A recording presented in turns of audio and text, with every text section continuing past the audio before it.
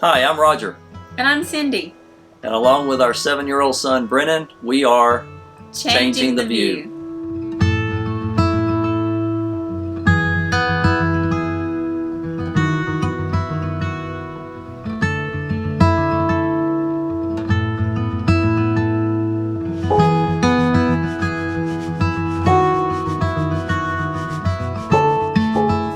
Today's video will update our travels.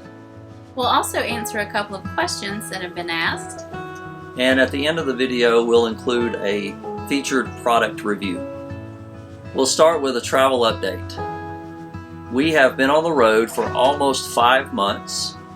In that time, we have traveled over 12,000 miles.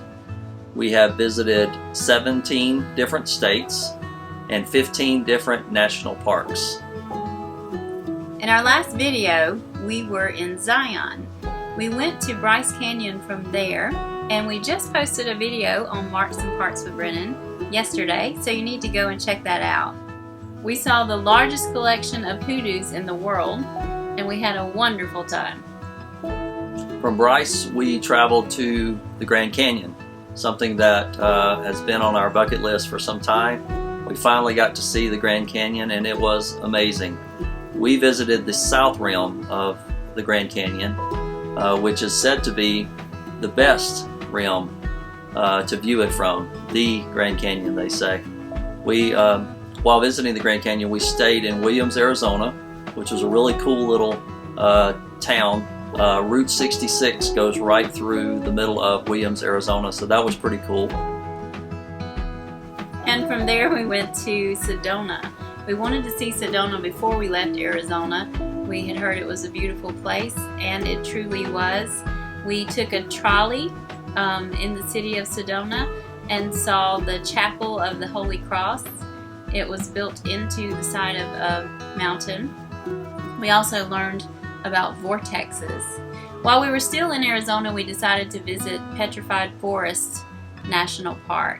And at that national park, we saw some beautiful stone trees.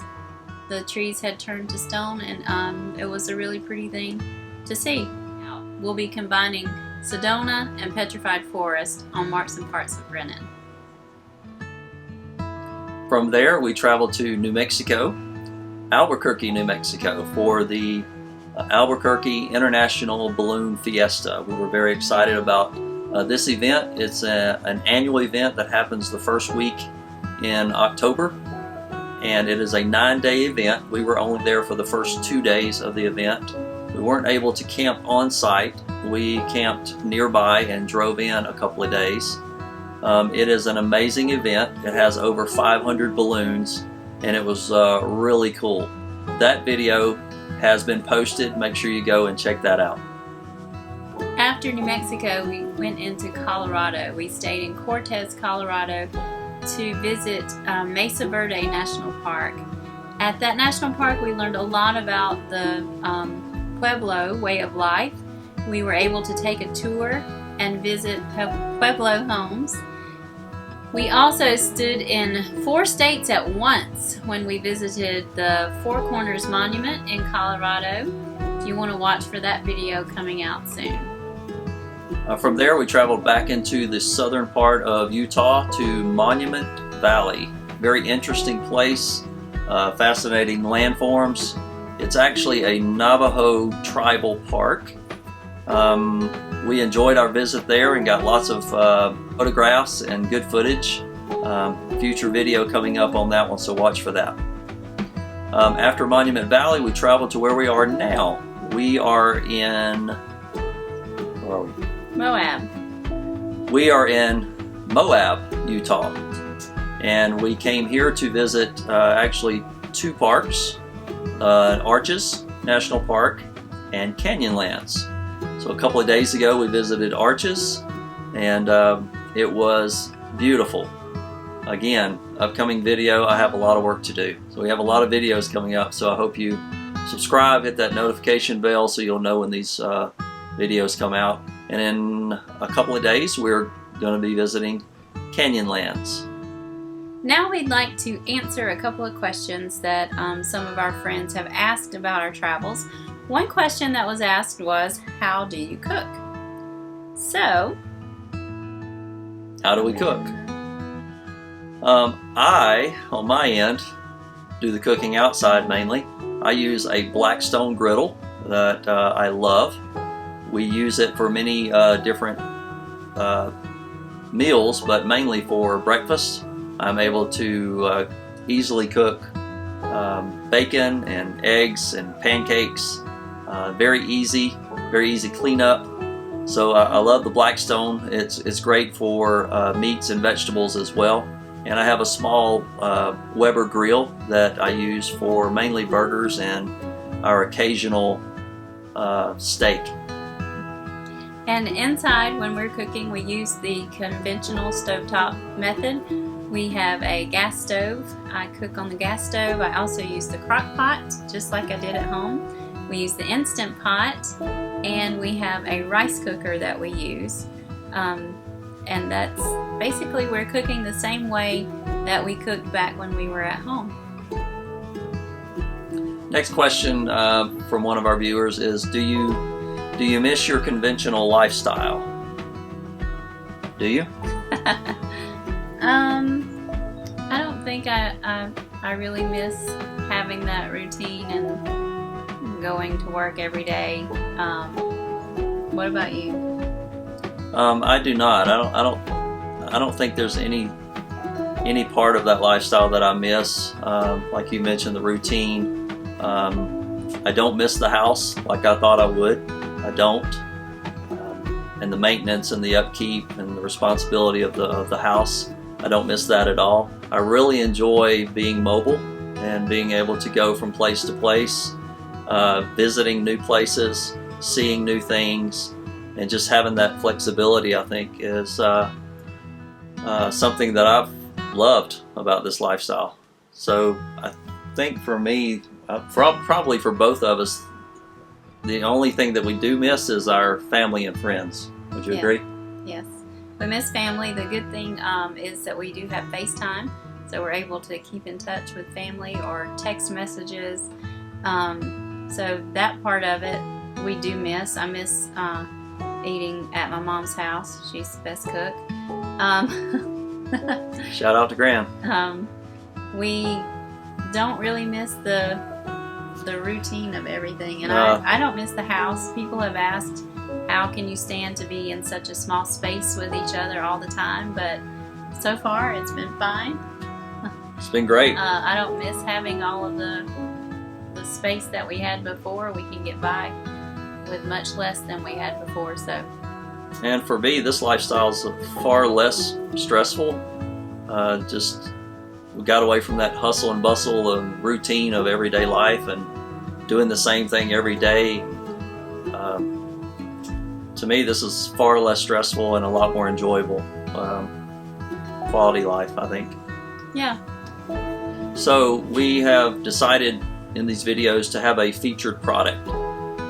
So this week, our featured product is something that I recently purchased. It is a heated water hose. So for my RVers out there, full-time RVers, or the people that winter camp, you know what I'm talking about. When it gets cold in an RV, you have an issue with water freezing. So in every campground, we are connected via a water hose to our water source, unless we are what they call dry camping or boondocking, and then we have a fresh water tank that we fill and a water pump to use the water from the tank. So I purchased this heated water hose so that we would, in cold conditions on these nights that are freezing, I could leave the water connected and have a water source that will not freeze. Now, in the RV itself, if we run the furnace, it heats the underbelly and the tanks and the pipes of the RV, so I don't have to worry about that part freezing. It's from the connection at the RV to the connection of my water source in which we have the problem. So we purchased our heated hose. I was able to use that back in Cortez, Colorado. However, an interesting side note, I didn't realize what happened. I had it all connected and ready to go, and the heated hose was working beautifully. And the next morning we had no water. And I was like, oh no, what happened? But I went outside and investigated and found that the campground had actually disconnected my hose and had turned off water to the whole campground.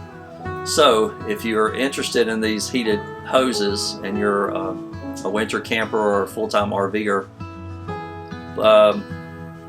please be aware that some of these campgrounds will shut the water off if they're going to have freezing temperatures that night. But if you're in a location that has insulated pipes to the water source that you're connecting to and they're going to leave the water on, a great product. I'll probably be using it from here. We're traveling to Colorado, the northern part of Colorado, and I think the forecast is going to be some freezing temperatures, maybe some snow. So hopefully at that campground I'll be able to use this heated hose. But this product and all the products that we're going to talk about in the future videos will be linked below with an affiliate's link. So if you're interested in this product, click on that link and purchase from there. We would greatly appreciate that. And we realized that it's been about 4 weeks since our last video. So beginning with this episode, we plan to have a weekly show. We are going to try our best to make sure that we have a video posted at least once a week. We won't commit to a day yet, but we are going to try to have at least one video every week from our updating our travels. And it will follow the same type of format. Yeah, I think what we're looking to do here is to keep you up to date in real time as to our travels, where we're located at that point, what we've done during that week, because the travel videos we feature on Brennan's channel, Marks and Parks with Brennan. He gets all the good travel footage, but those are so far behind. Like we just posted the Bryce video, so we still have Grand Canyon, Sedona, Petrified Forest, Mesa, Verde, Four Corners, Monument Valley, Arches, and now Canyonlands. So a lot of time involved in editing these videos. It takes a lot more time than I'd realized. So we are way behind on those. So to keep you more updated in real time, we thought, well, we'll just have a weekly travel update. We would like to hear from you. Questions and comments. Please subscribe if you haven't done that. Click the notification bell to keep up to date and to know when our videos are released. And also we would love to hear from you in the comments. Please post your questions and comments. Each week we will feature a couple of questions and a product. So we would love to hear from you what your questions are, and we'd be happy to answer those. Thanks for watching, guys. See you next week. Hi, I'm Roger. And I'm Cindy. Okay. Okay, look at the camera. At the end of the... Look at the camera. At the end of the video, we will also include a featured product review. Sorry. At the end of the video, we'll also